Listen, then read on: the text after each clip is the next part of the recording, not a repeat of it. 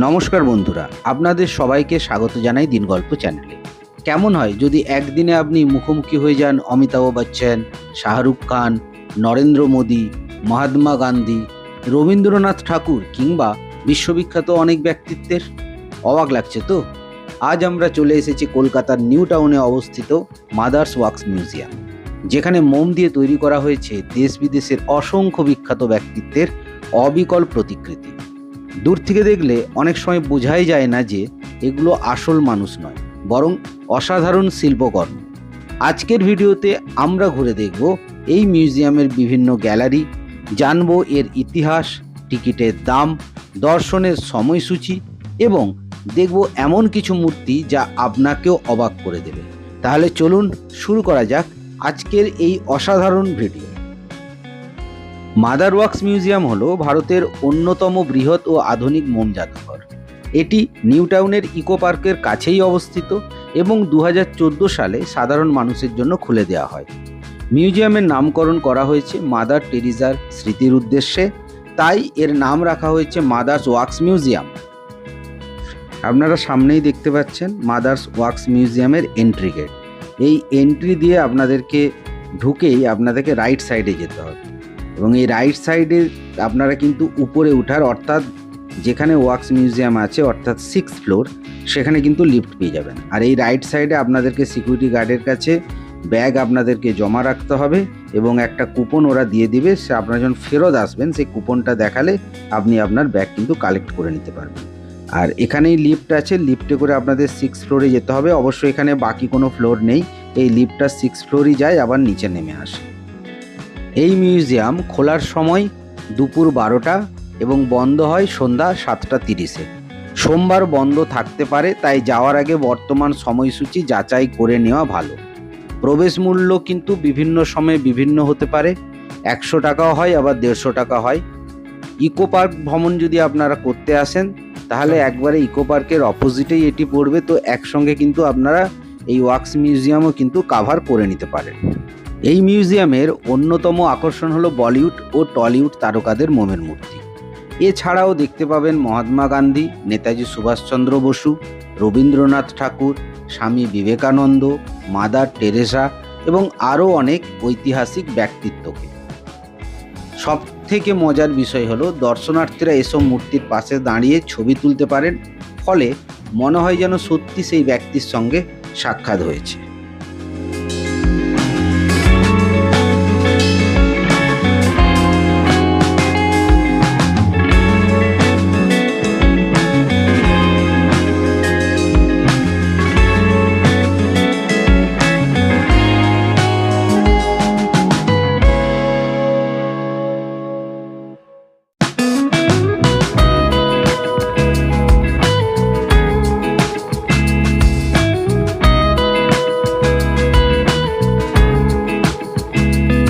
ক্রীড়াপ্রেমীদের জন্য রয়েছে সচিন তেন্ডুলকর, বিরাট কোহলি এবং অন্যান্য বিখ্যাত খেলোয়াড়দের প্রতিকৃতি।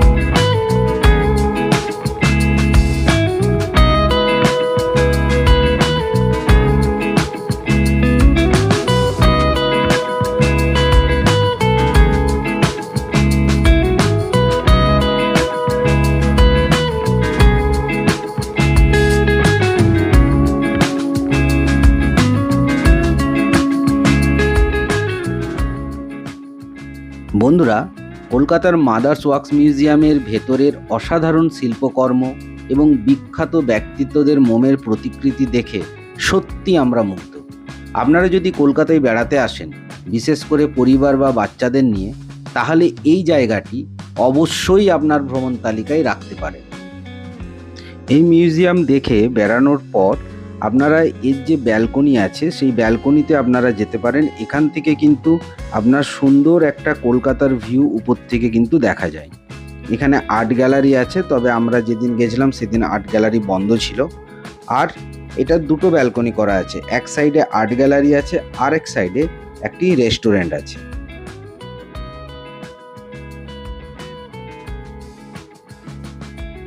সবথেকে বড় ব্যাপার হলো এখানে দাঁড়িয়ে আপনি ইকো পার্কের ভেতরটা পরিষ্কার দেখতে পাবেন, তার সঙ্গে সঙ্গে কলকাতার একটা 360 ভিউ কিন্তু আপনারা সুন্দর দেখতে পাবেন।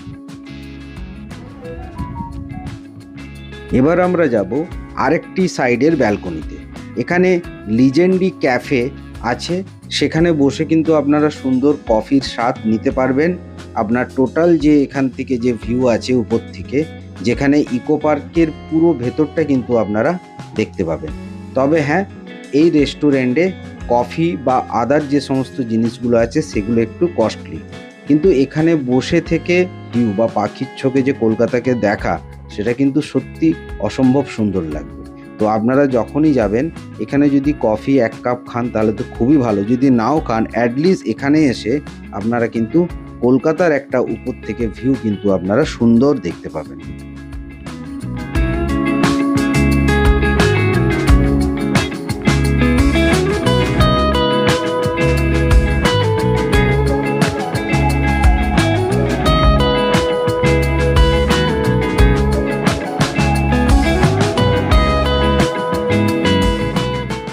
আমরা বেরিয়ে গেছি ওয়াক্স মিউজিয়াম দেখে।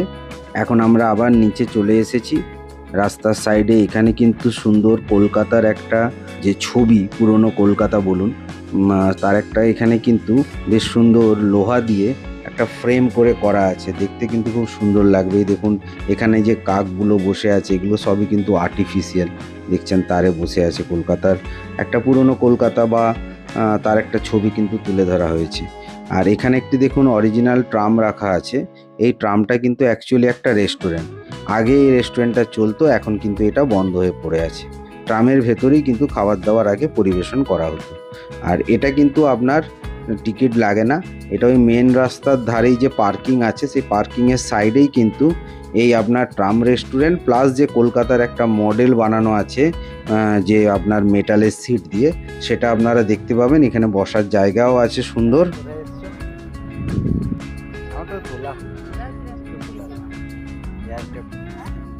এখন আমরা আছি এয়ারক্রাফট মিউজিয়ামের ভেতরে।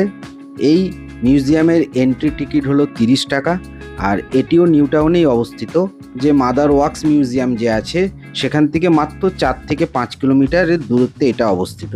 আপনারা ওলা উবের যদি ভাড়া করে আসেন তো 80 থেকে 100 টাকার মধ্যে আপনারা কিন্তু এখানে খুব সহজেই পৌঁছে যেতে পারবেন। এই মিউজিয়ামের মূল আকর্ষণ হলো একটি আসল টিউপোলেভ TU-142M বিমান, যা একসময় ভারতীয় নৌবাহিনীর গুরুত্বপূর্ণ সামুদ্রিক নজরদারি ও সাবমেরিন বিধ্বংসী বিমান হিসাবে ব্যবহৃত হতো। 2017 সালের পর এটিকে সংরক্ষিত করে মিউজিয়াম রূপে রূপান্তরিত করা হয়েছে। ভেতরে ক্যামেরা নিয়ে যাওয়া বারণ আছে, তাই আপনাদেরকে ভেতরটা ক্যামেরাতে দেখাতে পারবো না। তবে ভেতরে কি দেখলাম তার ডিটেলস আমরা দেখে এসে আপনাদেরকে জানিয়ে দেবো। আপনারা এই মিউজিয়ামের ভিতরে দেখতে পাবেন ককপিটের প্রতিরূপ, নৌবাহিনীর ইতিহাস সম্পর্কিত প্রদর্শনী, বিমান পরিচালনার বিভিন্ন যন্ত্রপাতি, বিমান প্রযুক্তি ও সামুদ্রিক নজরদারি সম্পর্কে তথ্য। তো বন্ধুরা, আজকে এই ছিল কলকাতার দুটো যে আমরা স্পট এসেছিলাম, ওয়াক্স মিউজিয়াম আর হচ্ছে এয়ারক্রাফট মিউজিয়াম। তো আপনাদের কেমন লাগলো অতি অবশ্যই জানাবেন।